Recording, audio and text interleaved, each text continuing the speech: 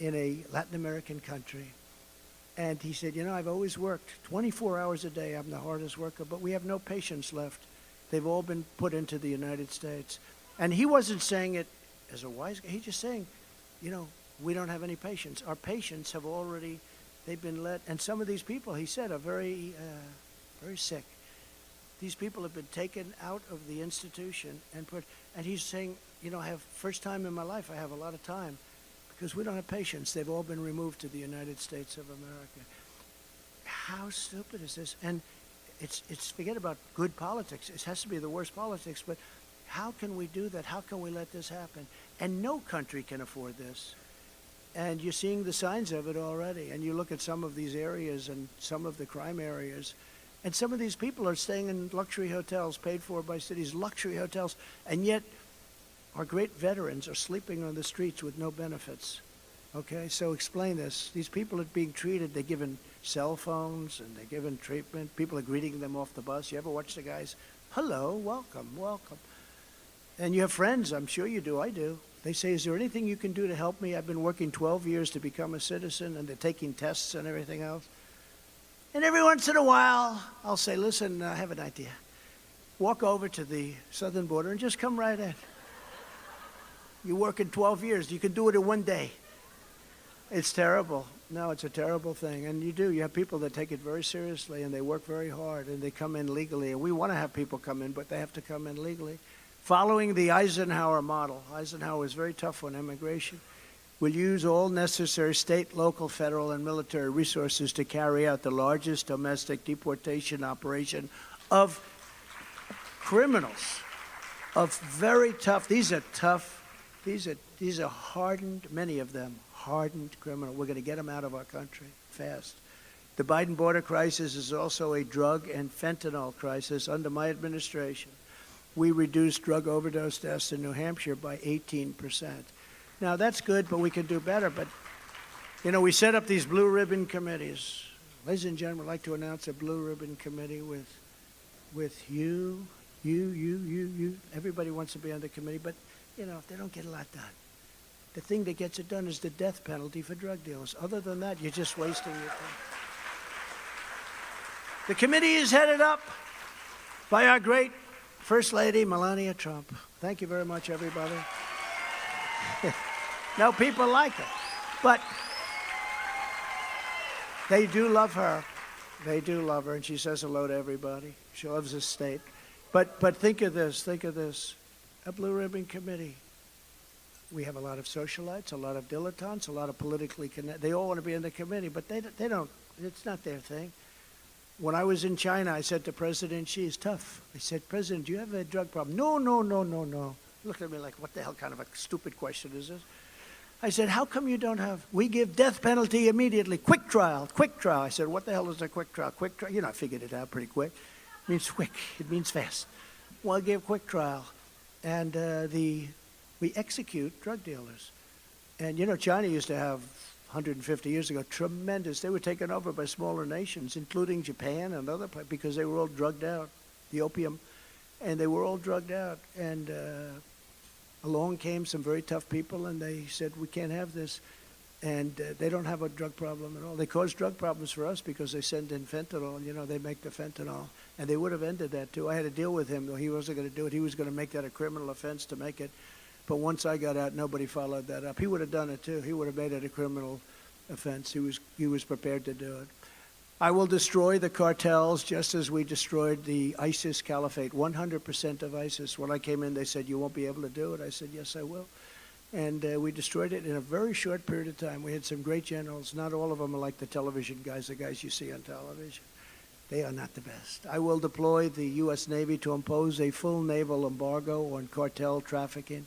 And New Hampshire in particular, you have a drug problem that's unbelievable, because I go to different states, and some have, and many have it, but I don't think there's anyone that has more severe drug problems than New Hampshire. So we have to get your governor to get a little bit more active on that, because that's a bad thing. That's really hurting. It's really hurting your state. I think that per capita, New Hampshire is just about the worst in the country, just about. It's right up there. It's very, and your firemen and your policemen do an incredible job. They do unbelievable, because that's like a new job.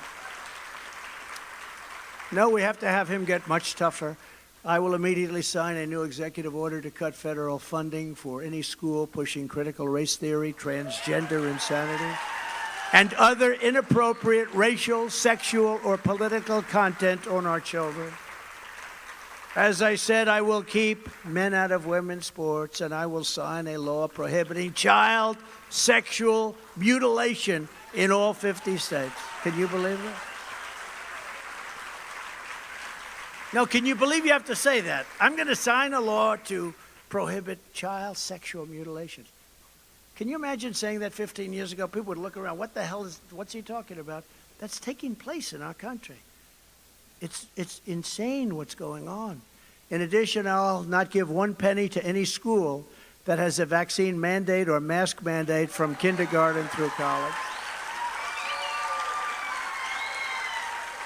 And just as I did for 4 years, I will fully protect and uphold your Second Amendment. I did a job. That wasn't easy.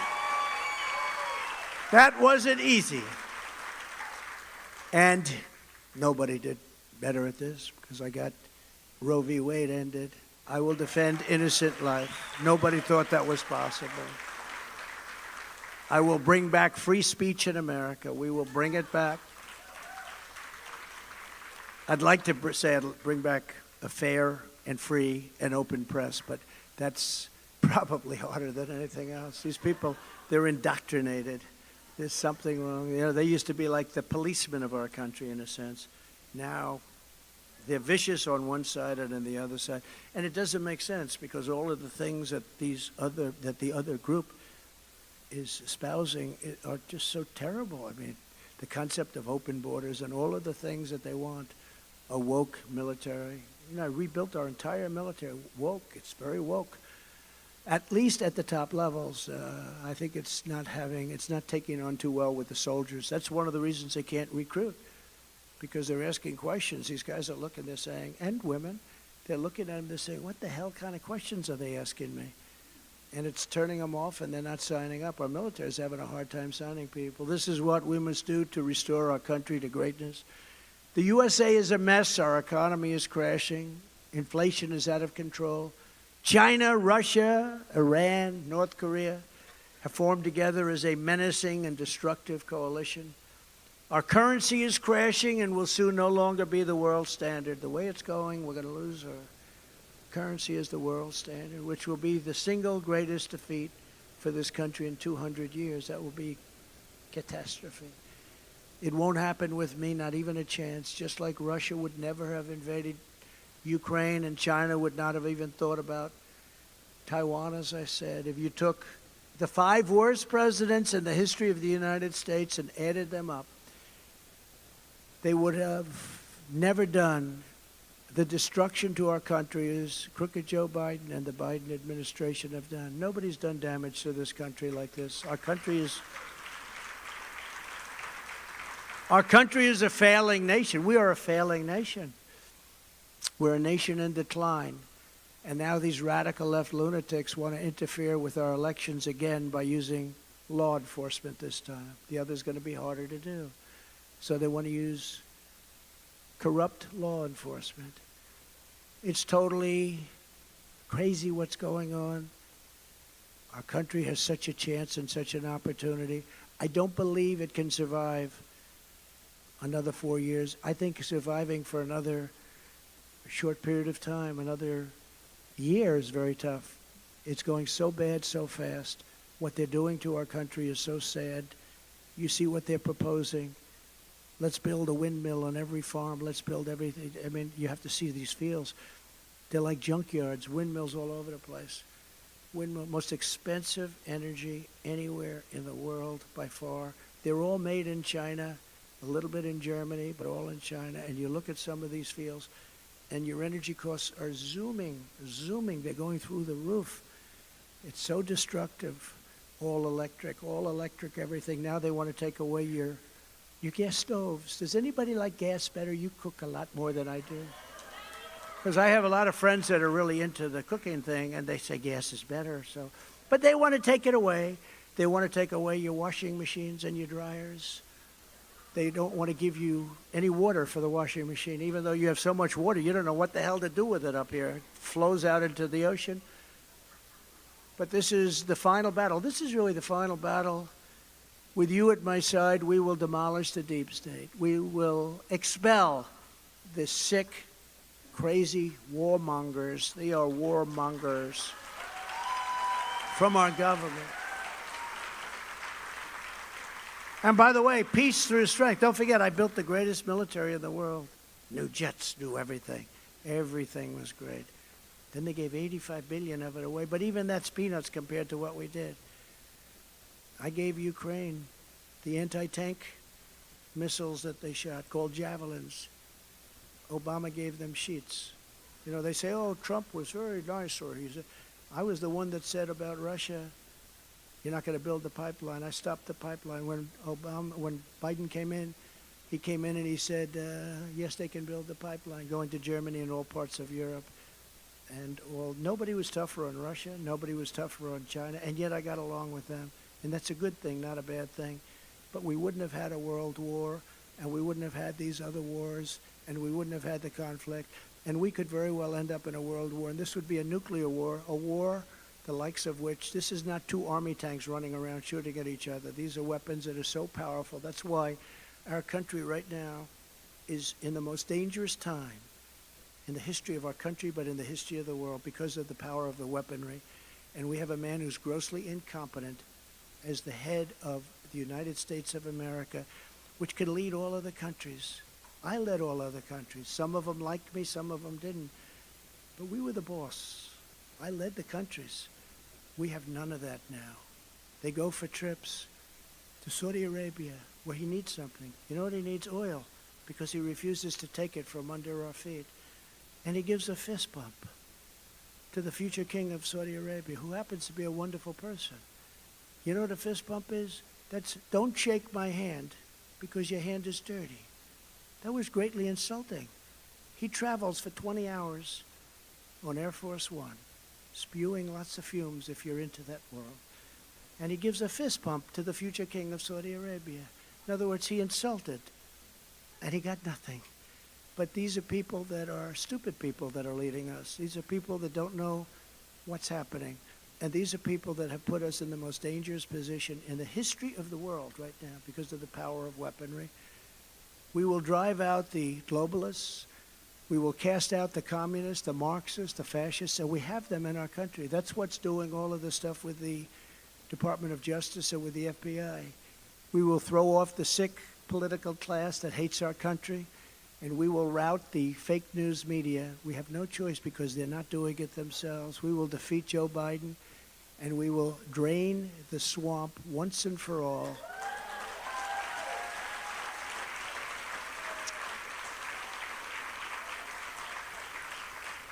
And just in conclusion, I say that the great silent majority is rising like never before. It's a great, great silent majority. And under our leadership, the forgotten men and women will be forgotten no longer. So with your help and your love and your vote, we will win New Hampshire and we will make America great again, greater than ever before. So God bless you. God bless everyone. God bless New Hampshire and God bless America. Thank you. Thank you, everybody. Thank you, Carolyn. Thank you very much. Thank you, everybody. Thank you.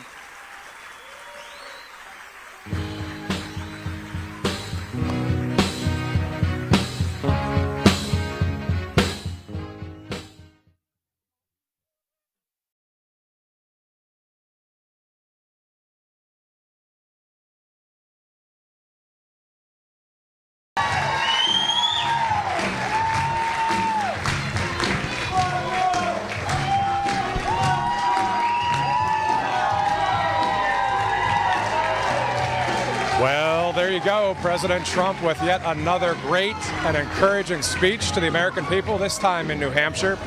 He is Teflon Don. He stands for truth. He is the people's president.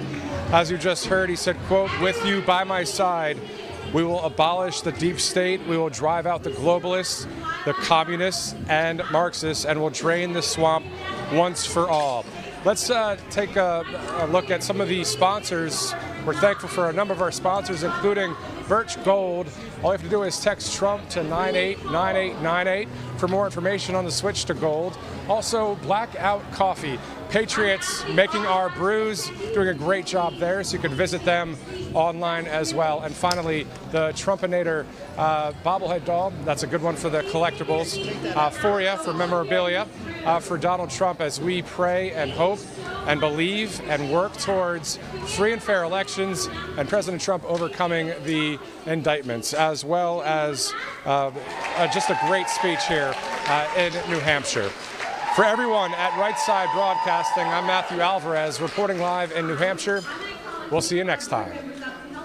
What's up, guys? My name is Jaden Hurd, and you're watching Right Side Broadcasting Network. I have a new show over there on Rumble that comes out every Tuesday and Friday called Let It Be Heard. What we do is react to videos, we analyze the culture, and we analyze politics from a biblical perspective. I think you're going to enjoy it, so I'll see you over there. God bless.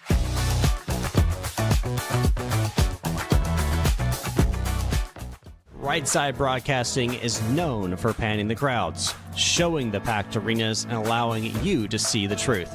They've covered hundreds of rallies, briefings, marches, CPAC, and the historic overturning. Mom, don't forget, you can customize and save with Liberty Mutual. Let me add another reminder on my phone.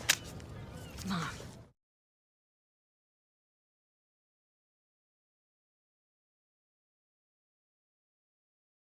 Anytime. We welcome everyone to today's hearing on the report of Special Counsel John Durham. The chair now recognizes the gentleman from Alabama to lead us in the pledge.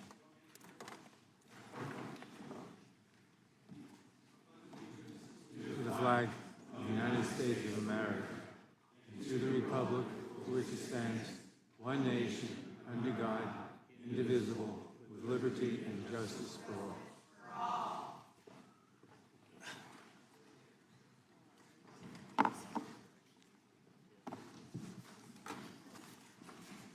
Chair is recognized for an opening statement. 3 years ago and 11 months, July 24th, 2019, Bob Mueller sat in this room, in that chair, and told this committee, no collusion, no conspiracy, no coordination between President Trump and Russia. None. What the Democrats say? We don't care.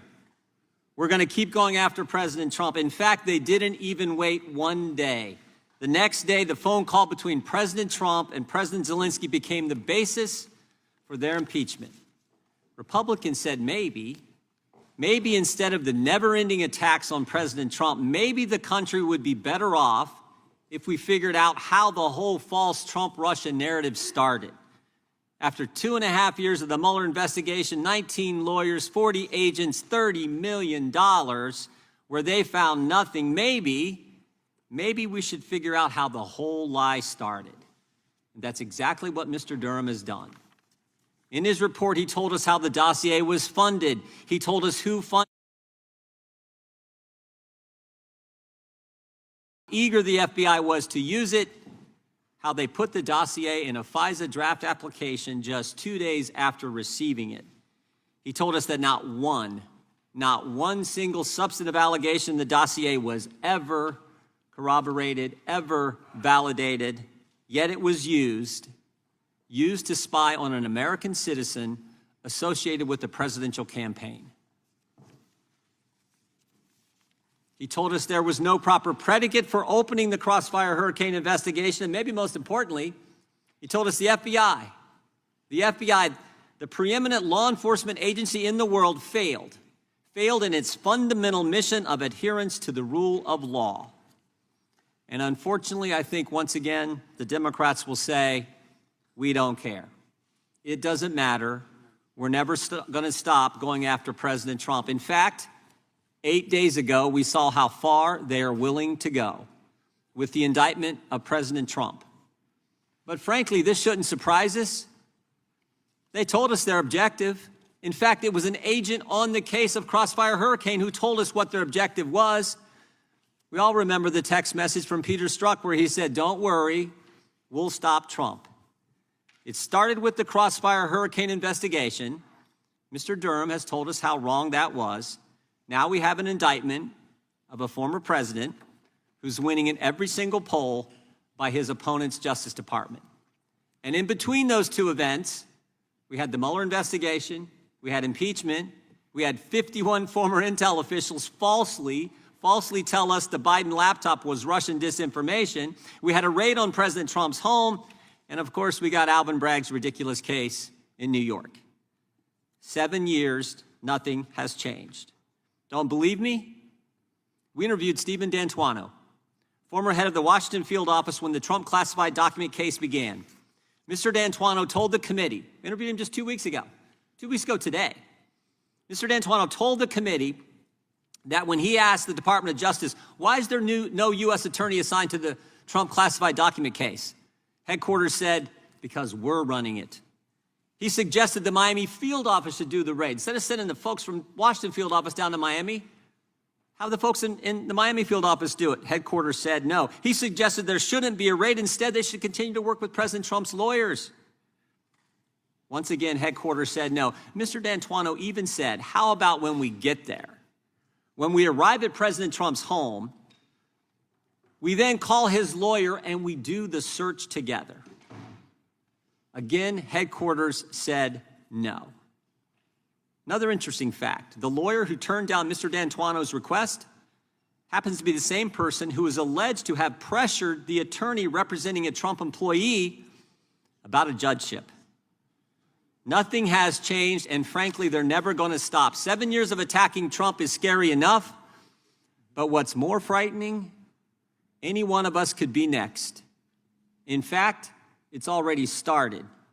Parents at school board meetings are terrorists. Pro-life Catholics are extremists. Even journalists aren't safe. Federal Trade Commission, 13 letters. One of those letters to Twitter said, who are the journalists you're talking to? Think about that. They named 4 people personally. 2 come and testify in front of this committee. While they're in front of this committee, Democrats are asking them to reveal their sources, violate First Amendment principles. One of them, Matt Taibbi, while he's sitting at that table testifying to the Judiciary Committee, the IRS is knocking on